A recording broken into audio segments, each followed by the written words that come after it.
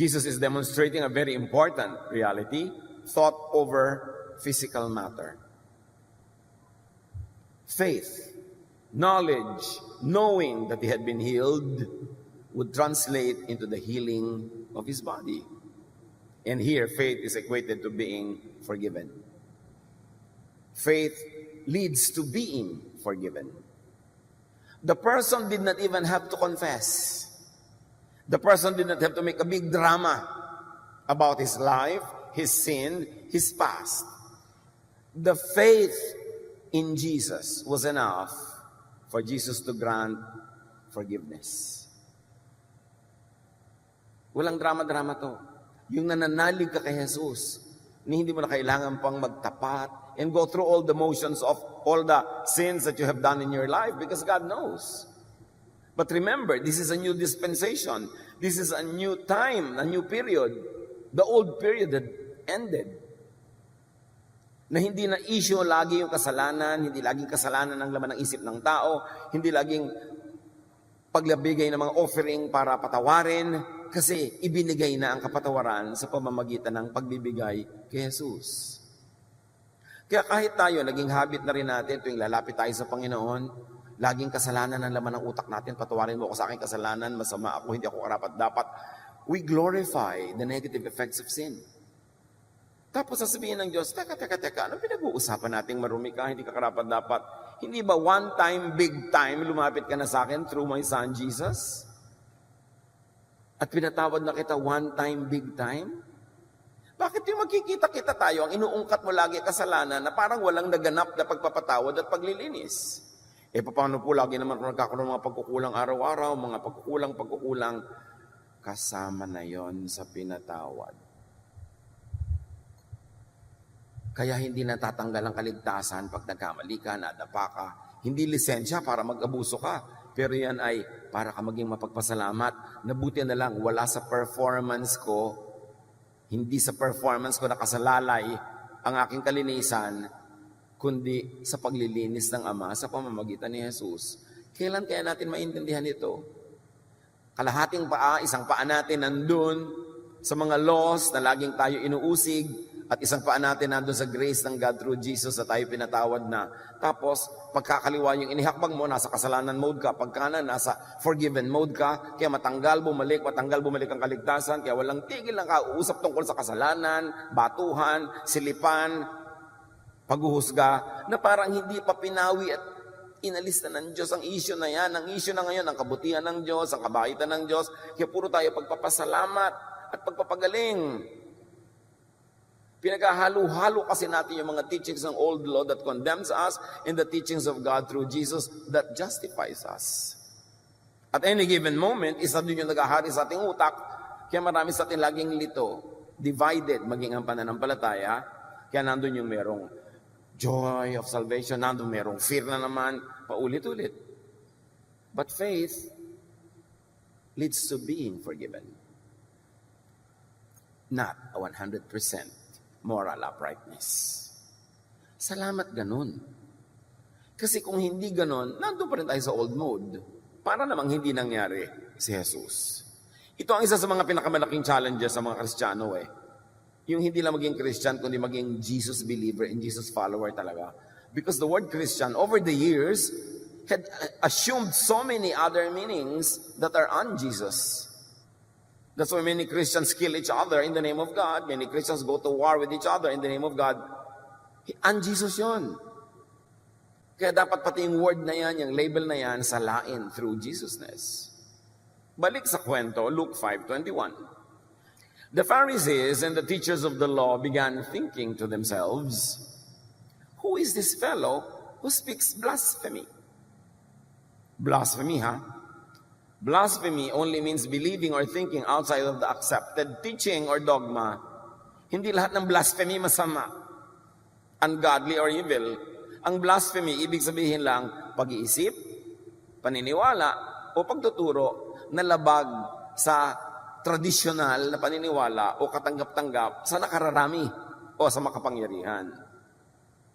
Dahil ito nga si Jesus, tinawag na blasphemer Blasphemous daw ang ginagawa niya. Pero dito, si Jesus ang tama. Hindi lahat ng nililabel na mga religion na blasphemous, masama nga yun. Si Jesus nga, tinawag na nagbablasphemy. Blasphemy only means hindi ganyan ang ating nakasanayan at tinatanggap na katuruan.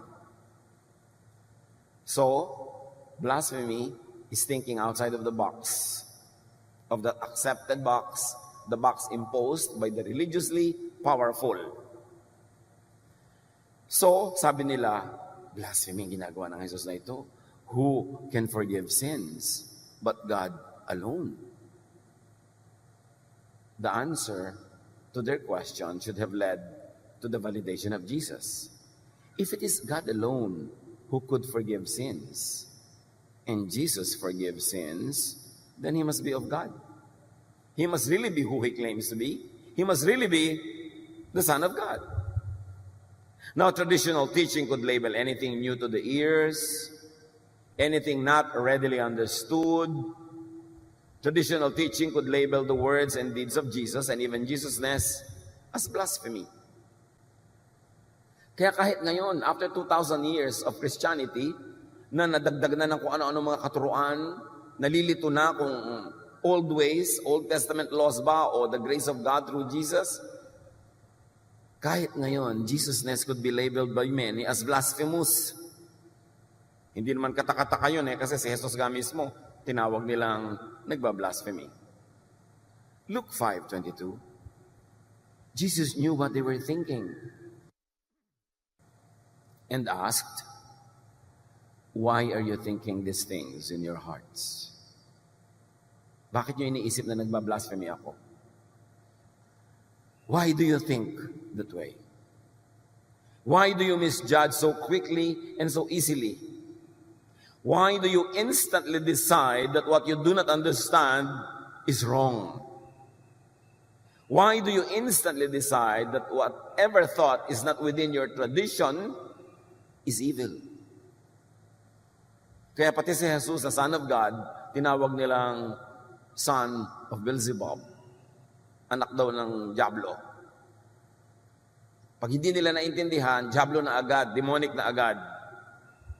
Luke 5:23, sabi pa sa kanila ni Jesus, which is easier to say? Your sins are forgiven, which I have just said, or to say, get up and walk. Alin ba mas mahirap? Ito yung lumpo. Sinabi ko, your sins are forgiven, and you're offended. Kung sabihin kong get up and walk, ma-offend kayo? Alin bang mas mahirap gawin sa dalawa? Jesus equates being forgiven with getting healed. And here is a very important lesson in the story, mga kapatid. Jesus equates being forgiven, meaning being balanced, with getting healed. Kasi kung may kasalanan ka, at alam mong kasalanan yon, at totoong kasalanan yon, guilty ka, hindi ka makatulog, nagdadalawang loob ka, natatakot ka, magkakasakit ka talaga. Mind over matter. Ito ngayon yung mahirap. Guilty ka sa isang akala mo'y kasalanan, hindi naman pala. Kasi marami silang inaakala na puro kasalanan, hindi naman pala. Itinuro lang sa kanila mga religious leaders para madali sila makontrol, o kailangan talaga ng lipunan nila nung oras na yon, kailangan ng kanilang tribo sa panahon na yon. Kaya minasama para huwag mong gawin, pero na-oversimplify, naging masama na for all time, for all people, tapos nagagawa mo, kasi yun ang natural mo, yun ang kahit pilitin mong hindi gawin na yun ang nangyayari. So ano mangyayari sa'yo? Lagi kang guilty. Laging hati ang iyong loob. Lagi kang takot. At ang pinakamabigat sa lahat, hindi naman pala dapat. Dahil invento lang ng mga pari na ipinagbawal, hindi naman Diyos ang nagbawal. Tapos guilty ka dyan. Pagkatapos lagi ka nanguusig ng iba, ang gulo-gulo nyo, nag-aaway-away kayo sa bagay na di naman pala dapat. To kill or die for. At nagbibigay sa atin ng sakit sa katawan, ang lahat ng uri ng sakit sa isip. Ang lahat ng uri ng imbalances. Kaya in-equate ni Jesus ang pagpapagaling sa pagpapatawad. Hindi lahat ng sakit dahil may kasalanan o guilty. Kasi yung iba talagang very clinical, may germs talaga. Pero marami, tinablan ka ng mga germs, tinablan ka ng mga kung ano-ano. Kasi ang baba ng panlaban ng iyong naturalesa, Because you are psychologically imbalanced, which affects your bodily processes. So sabi ni Jesus, kahanga-hanga ang pananalig mo. Pinapatawad na ang kasalanan mo. Which follows na gagaling ka na. Kasi ang nagbibigay sa inyo ang sakit na yan, yung utak mo, na either guilty ka at dapat ka talaga mag-guilty, o guilty ka sa hindi mo naman dapat ika-guilty, but nevertheless, guilty ka pa rin. Kasi ang teaching sa inang religion is to be guilty about everything. May sakit ka tuloy. Sabi ni Jesus, alin ang madali? Sabihin kung pinatatawad na siya o pinagagaling siya. Luke 5:24. But I want you to know that the Son of Man has authority on earth to forgive sins. Pinoproblema niyo ang pagpapatawad ko ng kasalanan? To forgive sins is to heal. So para patunayan ko sa inyo na meron akong kapangyarihan, karapatang magpatawad, pumunta na tayo sa part 2, yung bunga ng pagpapatawad, yung paggaling. Kayo mga priests sa temple, kayo mga Pharisees, kayo mga teachers of the law, turo kayo ng turo sa mga tao ng kasalanan nila at kung paano sila mapapatawad. Turo kayo ng turo ng walang katapusang offering, walang katapusang pagbibigay ng mga animal sacrifices. Napagaling na ba kayo sa turo na yan? Ang daming sinasabi ni Jesus dito pag nanamnamin natin yung said and the unsaid. If you're going to read between the lines. Sabi niya, alam niyo, ang pagpapatawad leads to healing. Araw-araw, nag-o-offering ang mga tao sa inyo para sa kapatawaran, may na-heal na ba?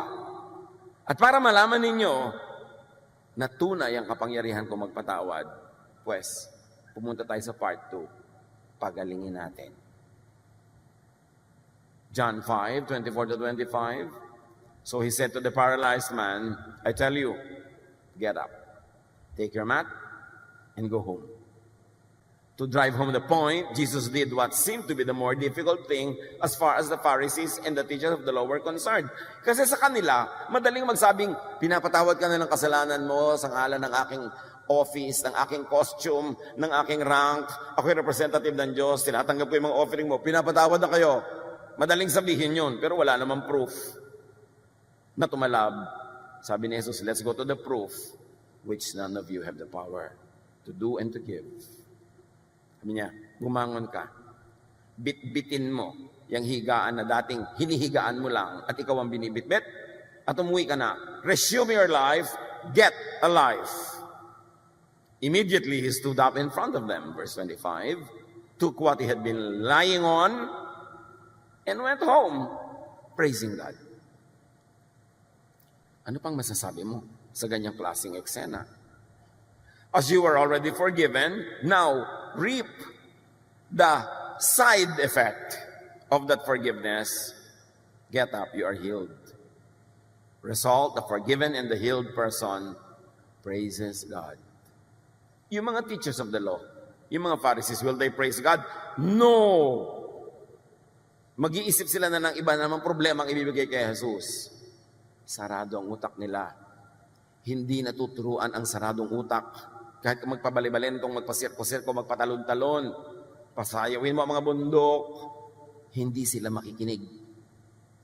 Nagtuturo tayo para doon sa mga bukas ang isip, hindi para sa mga sarado. So huwag kang mapipi, huwag kang umanas o bawasan ang pagtuturo mo for the sake of the sarado dahil baka sila magalit sa iyo, baka kanila i-condemn. Hayaan mo sila, nagtuturo ka para doon sa nakabukas, para matanggap nila ang pagpapalang inilaan sa kanila ng Diyos na handa nilang tanggapin. Huwag na huwag mong isasara ang pibig mo ng pagtuturo ng mga pagtuturo ni Jesus, ang kanyang pag-ibig, ang kanyang pagpapalaya to please the Pharisees, to please the teachers of the law. They will never be pleased. Luke 5:26, everyone was amazed and gave praise to God. They were filled with awe and said, we have seen remarkable things today. Something that never happens in their daily activities at the temple. 5 times a day they prayed there. Mark 1:27, the people were also amazed that they asked each other, what is this? A new teaching and with authority. Nandun ang pag-asa ng mga paralitiko, nandun ang pag-asa ng mga paralyzed by their body that were made sick, by their sick spirit that was made sick by their guilt, by the law, the new teaching of Jesus, the teaching that has authority, the teaching that has results. Kaya mga natuturuan talaga ng Jesusness, they come to terms with the reality. They get to apply the love of God to their insufficiencies and deficiencies and imperfections, and they become clean not by their performance but by their faith in Jesus. They end up praising God. They lift the beds on which they were being carried, and they go home, resume a life, get a life. Nangyayari yan physically, emotionally, spiritually. Lahat ng tao paralyzed, pero hindi physically. Mayroong mga tao paralyzed emotionally. Hindi sila makatanggi sa ayaw nilang tanggihan. Hindi nila magawa ang gusto nilang gawin. May kumokontrol sa kanila. Para silang mga lumpo. Hindi sila makalakad. Hindi nila mapuntahan ang gusto nilang puntahan. Control sila ng dito, ang taong yun, ang taong ito. Wala silang laya. Pero ang tunay na tumatanggap ng pagpapalaya ni Jesus, kumikilos, gumagalaw within what Jesus allows. At napakarami nun. Kasi kung ikukulong mo lang ang sarili mo within what Moses' allows, ang liit ng mundo mo. Lagi kang mali, lagi kang kulang. The new idea is that Jesus forgives sins, and Jesus is of God. And the new teaching is proven right by the miracle. That miracle happens to every believer, whether or not it is physical paralysis, or emotional paralysis, or spiritual paralysis. The end is you get to become mobile. You move, you become free, and you praise God in the process and all through it. Mark 2:15-17, isang parallel illustration. While Jesus was having dinner at Levi's house, and Levi was a tax collector and a sinner, many tax collectors and sinners were eating with him and his disciples, for there were many who followed him. Pag nag-Bible study ka sa bahay ng banal, puro banal din ang dadating. Hindi lumaki ang kingdom of God. Pag nag-Bible study ka sa bahay ng isang makasalanan, so to speak, isang controversial, isang outsider, yung mga katropa din na magdadatingan, and you extend the kingdom of God. Pag ang lagi mo lang kasama, yung mga relihiyoso na, ang isasama din yan, relihiyoso rin, hindi dadami ang napapalaya ng Diyos. Si Jesus marunong. He was socializing. Getting involved. Nakikisangkot siya sa mga puwera sa lipunan, sa mga latak, yung mga hindi sinasali sa church, yung mga nilalait, yung lagi na lamang nanlilibak, nandun siya. It was the sinners, the rejects, the victims of persecution by the religious that followed Jesus in great numbers. Ang mga tunay na nagsamahan at nagsunuran kay Jesus, hindi yung mga relihiyoso. Yung mga biktima ng relihiyon. Yung mga biktima ng panguusig, pangungutya, pagpupwera ng relihiyon. Nakakita kay Jesus ng kakampi.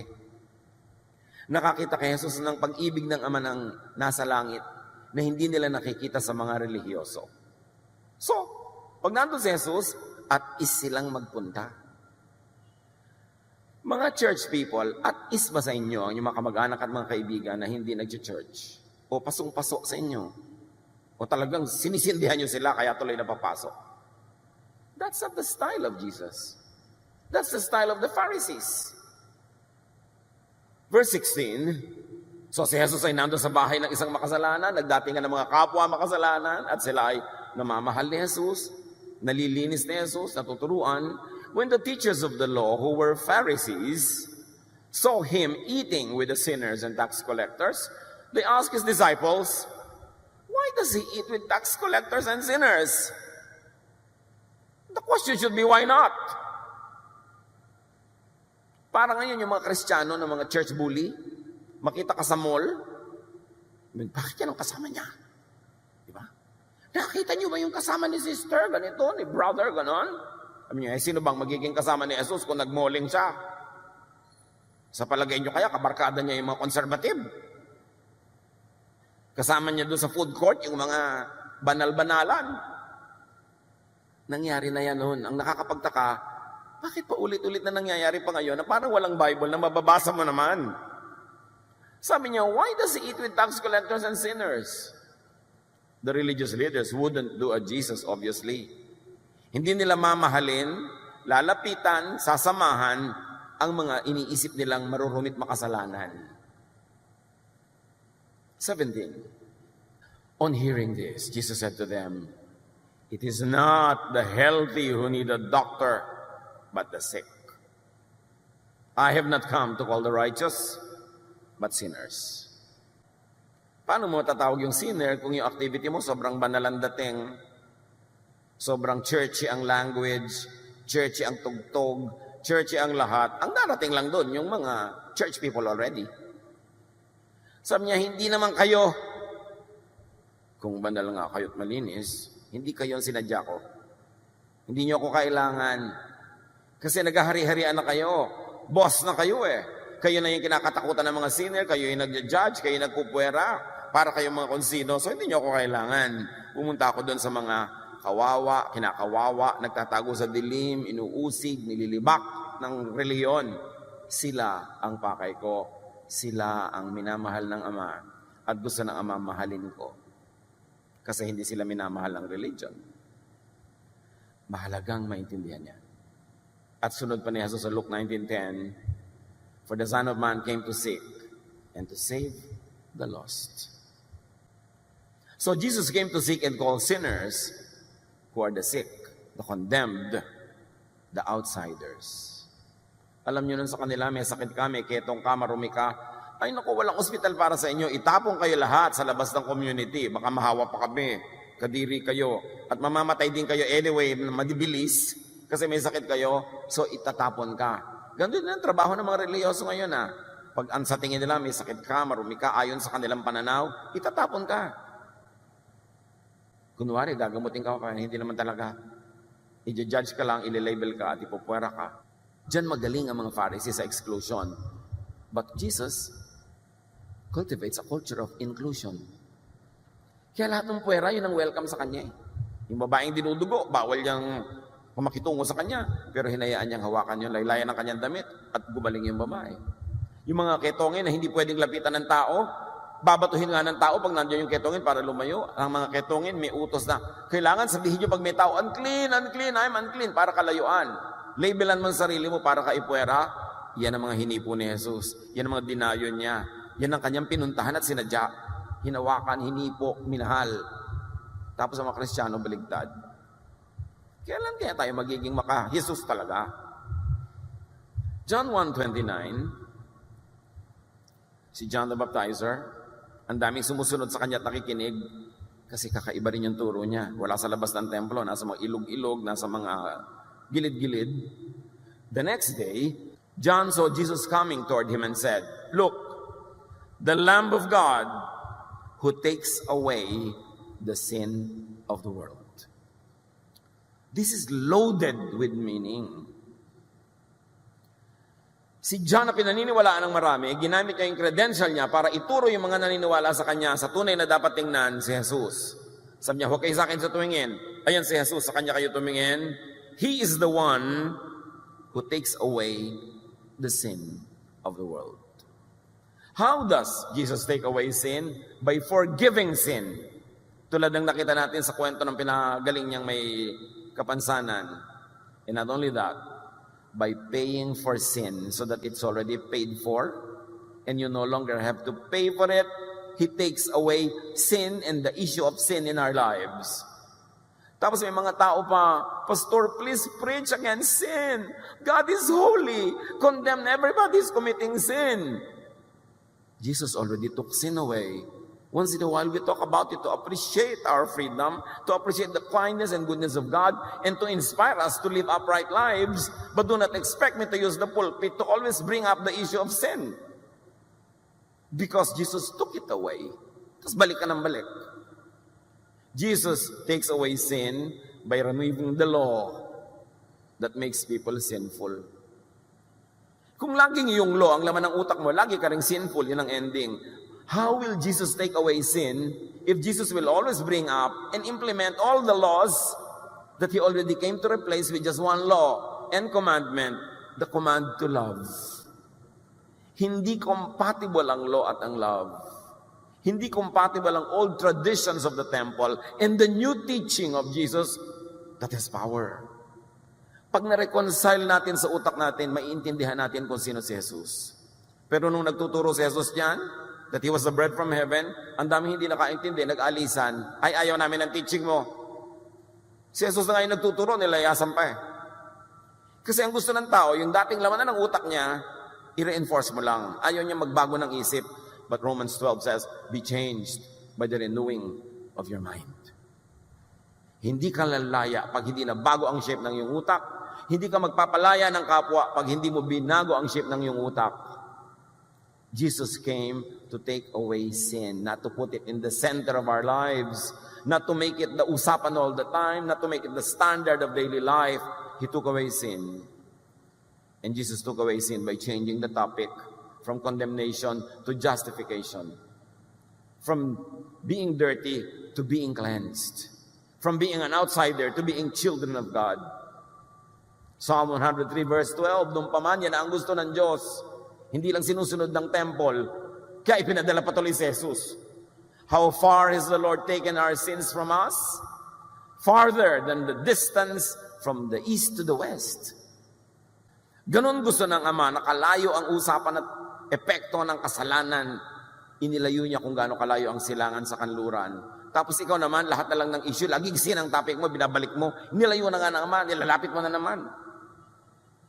Hindi ibig sabihin na mabuhay ka doon sa kasalanan. Pero ang truth is, marami ng dating kinoconsider nilang kasalanan, inalis ni Jesus yung kamandag nun.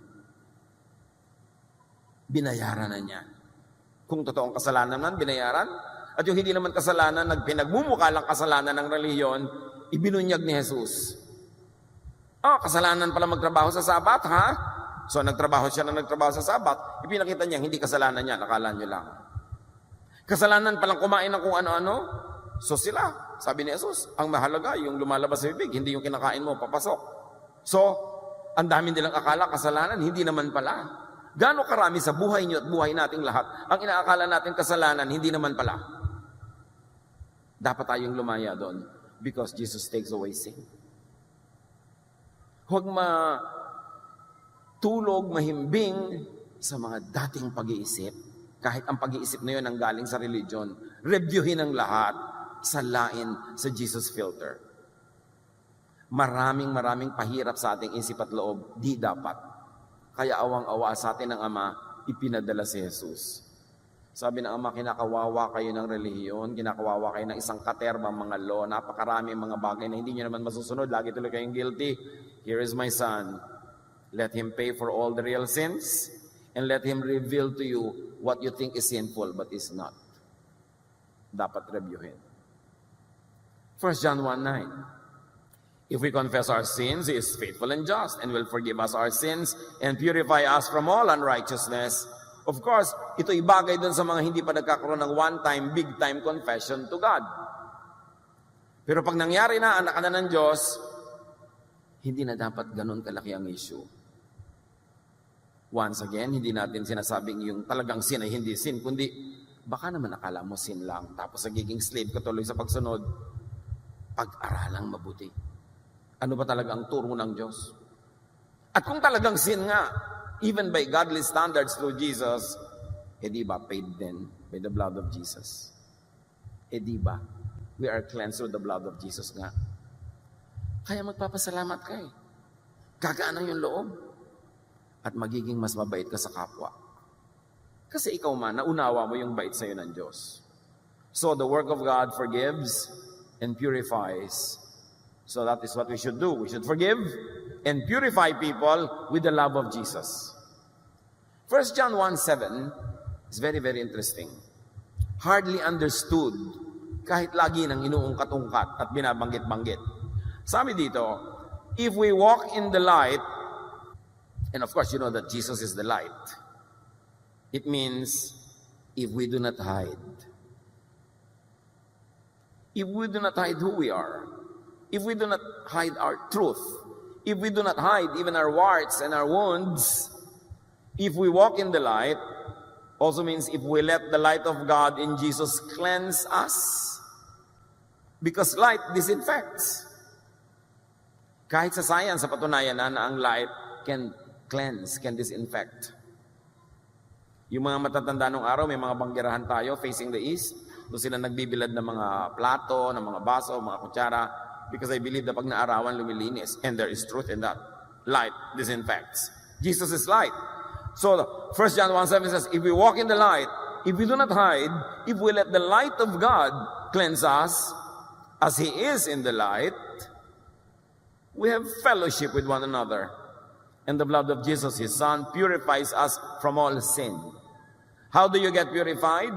By not hiding, by exposing your true self to God, and let God cleanse you through the blood of Jesus, and let the light of Jesus be your strength, not your own performance.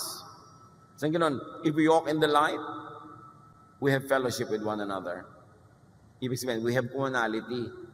Pag lumabas ka mula sa dilim, lumabas ka doon, eto ako, eto yung tinatawag na kasalanan ko, eto yung kamalian ko. Sabihin ng iba, ay ako rin, ay ako rin. Now we have fellowship with one another. Pare-pareho lang pala naman tayo. Meron yan.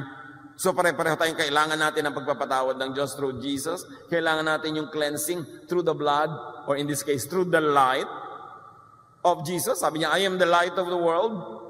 The light, the blood purifies if we do not hide. But why do people hide? Because the religious establishment will punish them for being truthful. The religious establishment will punish people if they show their true lives, true selves, true faces, true wounds, true hurts, true weaknesses. They will be excluded. So people are forced into hiding in the dark. People are forced to live double lives, one life for the Sunday church and another life na pangtotoo, because the church will punish them for what the church thinks are imperfections and sins. Kaya galit na galit si Jesus sa hypocrisy. People are forced into hypocritical existence because of judgment, because of exclusion done by the religious.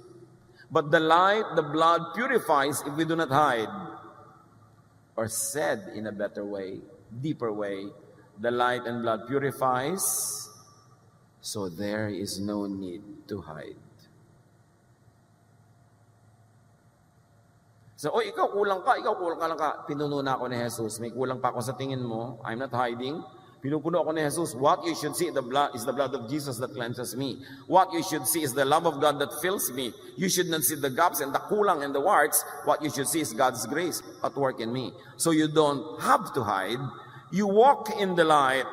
Because Jesus is light, there is no need to hide. If church people have their hearts in the right places, that they will be supportive of one another, loving to each other, caring, nurturing, that their attention and companionship is restorative rather than judgmental, no one will hide. So habang mga tao ay nagtatago pa, takot pa, ibig sabihin, hindi pa nagiging totoo ang pagiging maka-Jesus ng isang kapatiran. Kailangan pa nilang magtago, natatakot sila sa kapwa nila mananampalataya. Jesus came to set people free from sin. From the power of sin, from condemnation. Biro mo, hindi ka pa kinokondemn ng Diyos, hindi ka pa dinadjudge ka na araw-araw ng kapwa mo. Hindi ang nagpapahirap sa iyo yung kapwa mo. Jesus came to set people free from that. And Jesus came to set people free from sickness because of sin. Sickness caused by guilt and fear. Many scientists are already doing a lot of studies on this. Relationship, physical illness,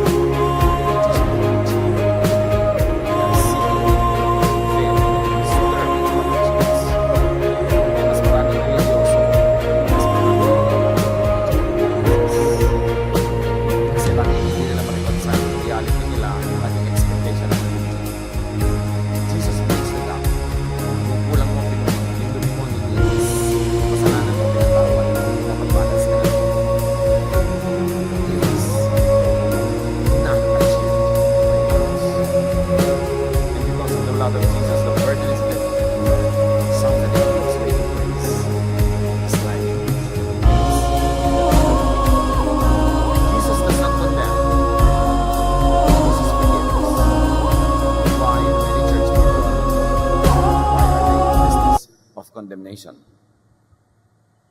That is not the business of Jesus.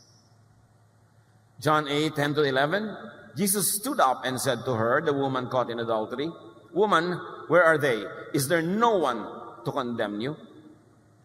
She said, "No one, sir." Jesus said, "Neither do I condemn you.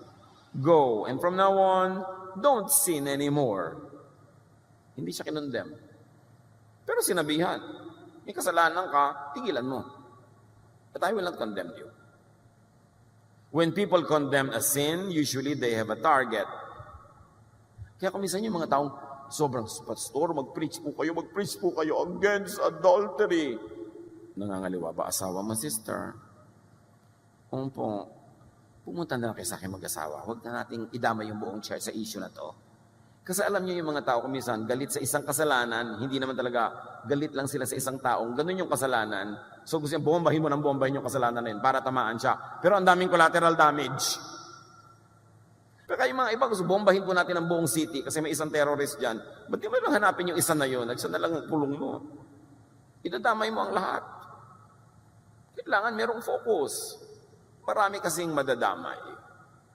Ayaw ni Jesus ng ganon. Sabi niya, I want you to rest, to be restful. I want you to enjoy a peaceful life. Romans 2:1, some of you accuse others of doing wrong, but there is no excuse for what you do. When you judge others, you condemn yourselves because you are guilty of doing the very same thing. Hindi ko kasalanan yung kasalanan nito. Pero may iba ka rin kasalanan, tama. Meron po. Di ganun din yung kasalanan lang lahat yan. So when you condemn a sinner, you condemn yourself. Judgmental people burn bridges. Do not burn the bridge over which you too must pass. The bridge of grace, the bridge of forgiveness, the bridge of kindness. Because you too need to cross that bridge. Hindi dahil lang may 3 taong ayaw mo makatawid doon, gigibain mo na yung tulay, pati ikaw hindi makakatawid. Jesus does not afflict. He comforts. Why are so many Christians in the business of afflicting others instead of comforting? Ang ating walang kamatayang favorite verses, Matthew 11:28-30. This is the mission statement of Jesus. If you are tired from carrying heavy burdens, come to me and I'll give you rest. Take the yoke I give you, put it on your shoulders and learn from me. I am gentle and humble, and you will find rest. This yoke is easy to bear. This burden is light. Yan ang gusto ni Jesus para sa atin. But many Pharisees, baliktad, they afflict. Why do many Christianities place burdens on people's shoulders, place stress on one another? Why are many Christians so very much unlike Christ? Kaya sabi ni Gandhi, I like your Christ, but I do not like your Christians. Your Christians are so unlike your Christ. At mayroong katotohanan ito na sampal sa mga taong nananalig daw kay Jesus. Jesus does not wound or hurt. He heals. And why do so many of us wound one another? Especially those that we consider to be sinful.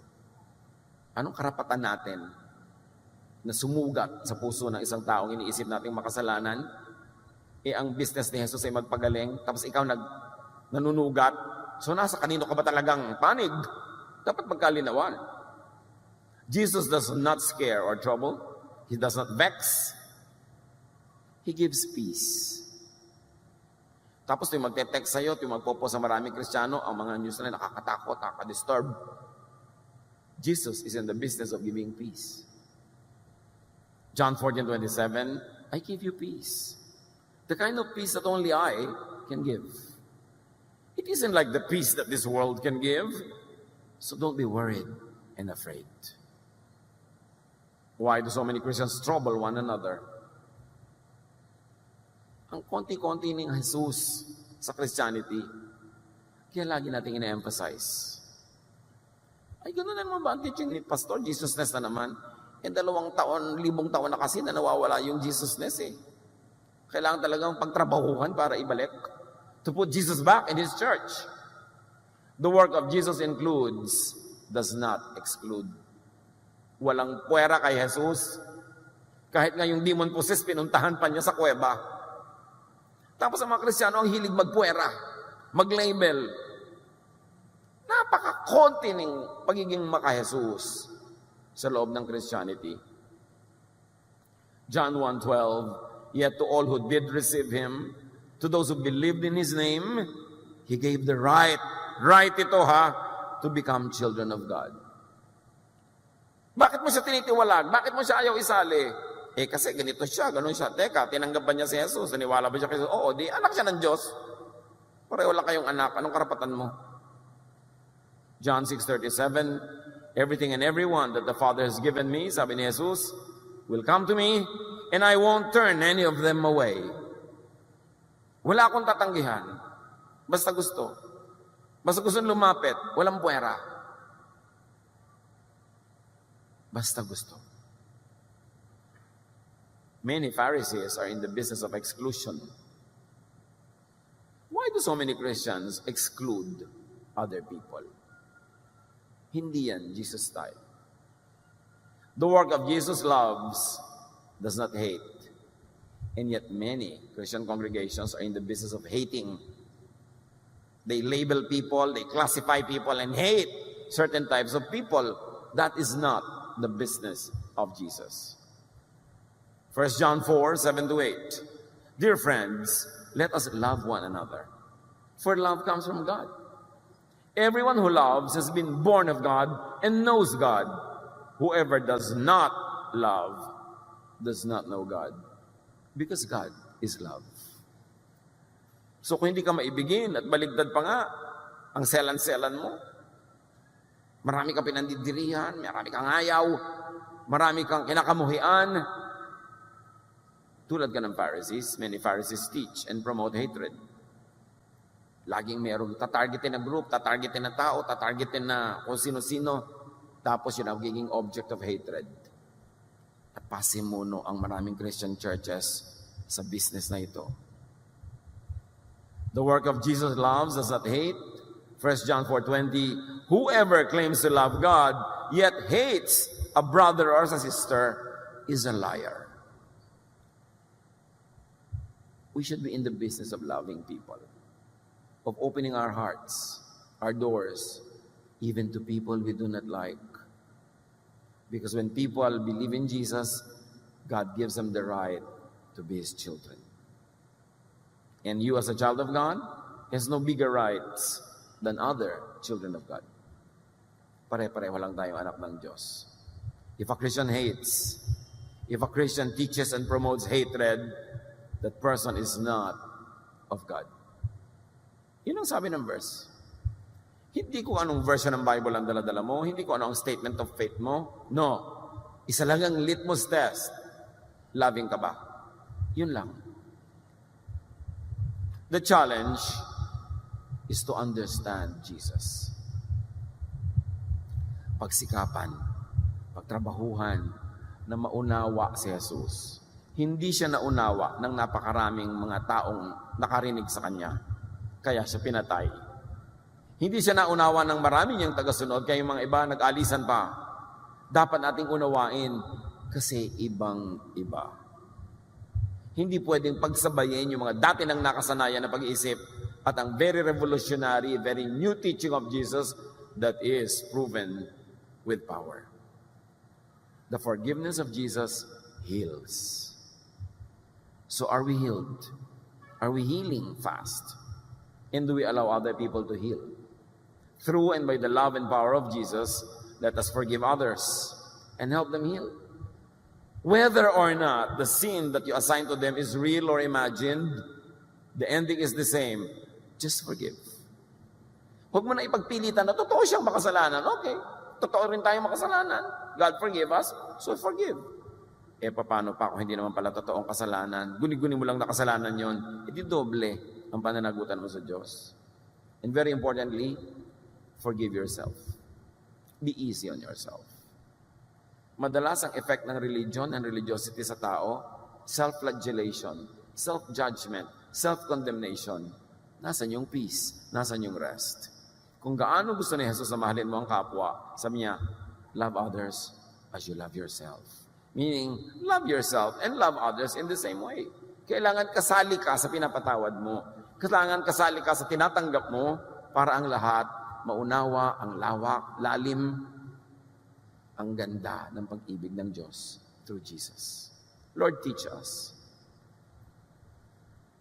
to understand that we are forgiven. That we are forgiven yesterday, today, and tomorrow. And teach us to extend the same forgiveness to our fellow humans. That we also forgive them for yesterday, today, and tomorrow.